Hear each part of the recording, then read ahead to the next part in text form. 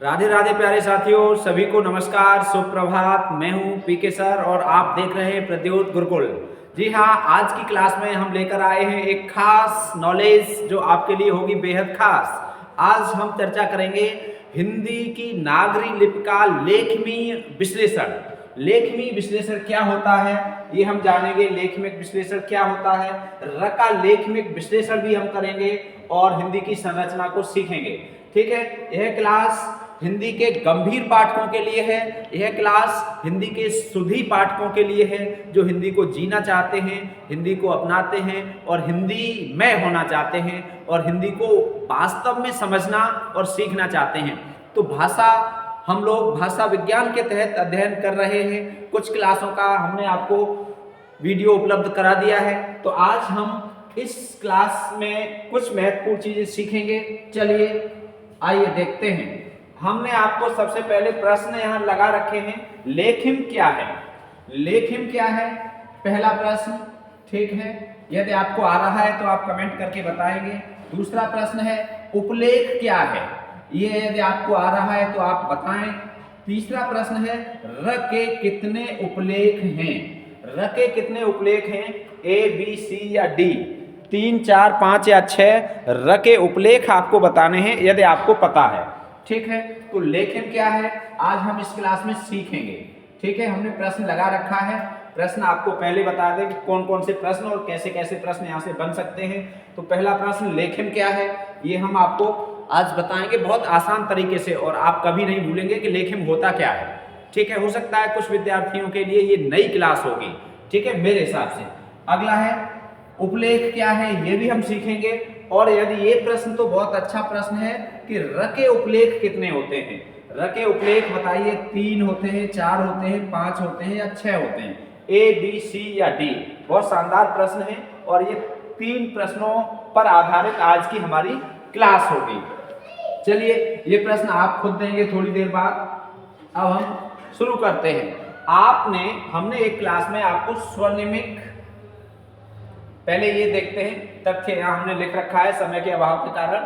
स्वनिमिक तथा रूपमिक विश्लेषण की तरह लेखमिक विश्लेषण का मुख्य आधार वितरण है। ठीक है, अब देखो दो तरह के ये, एक तो स्वनिमिक विश्लेषण, दूसरा रूपमिक विश्लेषण।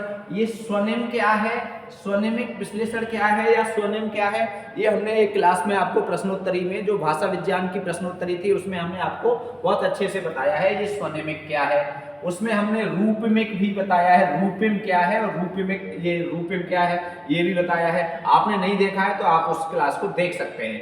ठीक है, तो स्वनिमिक और रूपमिक विश्लेषण की तरह लेखमिक विश्लेषण का मुख्य आधार वितरण होता है। इनका मुख्य आधार वितरण होता है। स्वनिमिक विश्लेषण का मुख्य आधार भी वितरण है, रूपमिक विश्लेषण का मुख्य आधार भी वितरण है और लेखमिक विश्लेषण का भी मुख्य आधार वितरण है। ठीक है, वितरण के आधार पर ही इनका विश्लेषण होता है। तो आज हम लेखमिक विश्लेषण की बात करने यहाँ आए हैं। दूसरा तथ्य ये समझ में आया होगा आपको, वितरण के आधार पर इनमें किसी लिपि के लेखनों तथा उपलेखों का निर्धारण किया जाता है। वितरण के आधार पर, वितरण शब्द आप याद रखेंगे, वितरण के आधार पर इसमें क्या होता है, किसी भी लिपि। अब हम बात करेंगे देवनागरी लिपि की। ठीक है, लिपियां बहुत सारी हैं, यहाँ हम बात नहीं कर रहे उनकी, लेकिन यहाँ हम देवनागरी लिपि की, किसी भी लिपि के लेखनों और उपलेखों। लेखन और उपलेख क्या है ये हमने प्रश्न दे रखा है, उनका निर्धारण किया जाता है वितरण के आधार पर। कैसे किया जाता है, पहले तो हम सीखते हैं लेखिम क्या है। लेखिम क्या है, देखो लेखिम किसी अक्षर या लिपि चिन्ह को लेखिम कहते हैं। किसी भी अक्षर को ही लेखिम कहते हैं। ठीक है, बहुत आसान था। किसी अक्षर को या किसी लिपि चिन्ह को, जैसे आपने ये लिखा क, तो ये क्या है, लेखिम है। आपने लिख दिया ग, तो ये क्या है, लेखिम है। आपने लिख दिया ल, ये क्या है, लेखिम है। कोई भी अक्षर होता है, कोई भी अक्षर हो उसी को लेखिम कहते हैं, या कोई भी लिपि चिन्ह हो। ठीक है, ये लिपि चिन्ह ही तो है, लिपि चिन्ह नहीं है, लिपि चिन्ह है ये। ठीक है, ये सब कोई भी हो, ये क्या है, लेखिम है। ये क्या है, लेखिम है। ये सब लेखिम है, अर्थात जो अक्षर हैं अक्षर को ही लेखिम कहते हैं।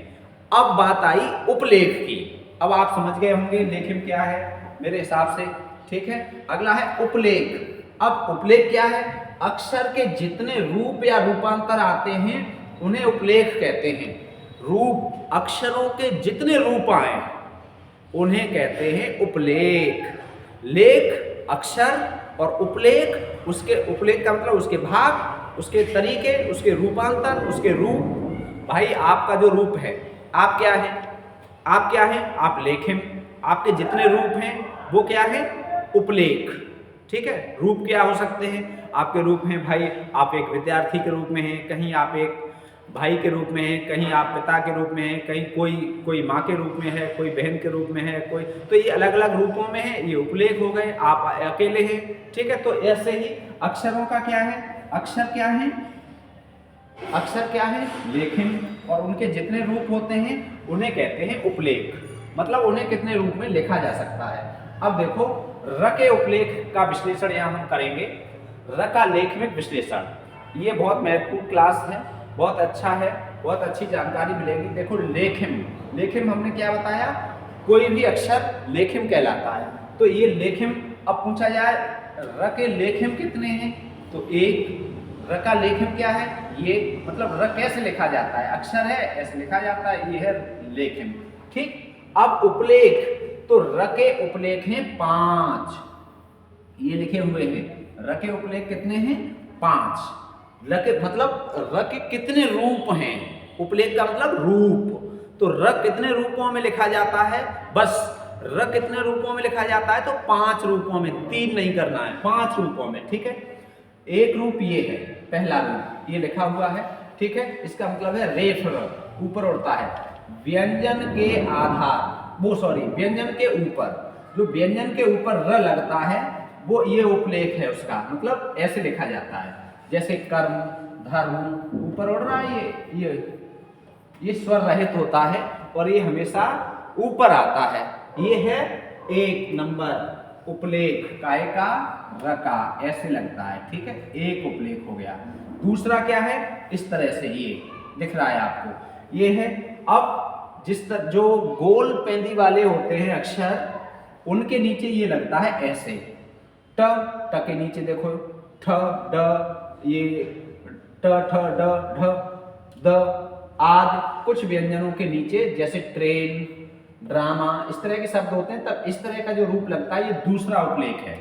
ये कौन सा उपलेख है? दूसरा। ये हो गया पहला, ठीक है। अब ये ह का तीसरा उपलेख, ये जो वो र का तीसरा उपलेख है, ये ऐसी डंडी और इस तरह से। अब जैसे ह है, हमें जब ह्रास लिखते हैं तो इस तरह का ऐसा लिखते हैं और ऐसा लिखते हैं, इस तरह से ये होता है तीसरा उपलेख। र का तीसरा उपलेख मतलब एक रूप ये हो गया र का, दूसरा रूप ये हो गया, तीसरा रूप ये हो गया, चौथा रूप ये है।